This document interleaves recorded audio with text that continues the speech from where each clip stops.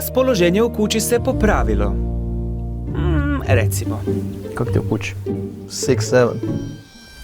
Jel ti kažeš keksni mi ili keksaj mi? Keksni me. Ali s toliko neuspjelih izazova naši ukućani su pali debelo ispod zero. Od minusa ih može spasiti samo čudo. Ili Anđe. ovog tjedna vruća nova financijašica ušla je u vilu.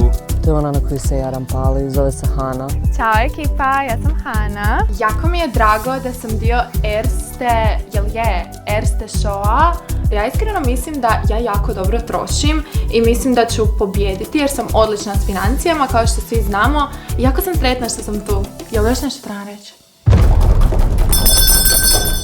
Also, dobili ste pojačanje pred zadnji i najvažniji izazov u ovom šovu. Ako u ovomu uspijete, pobjedili ste. Dajte, ljudi, imamo to. Ajde, kak se kaže, vjeruj u sebe. Tako mi, Đorđa, uspjećemo. Ajmo svi. 3, 2, 1. Erste!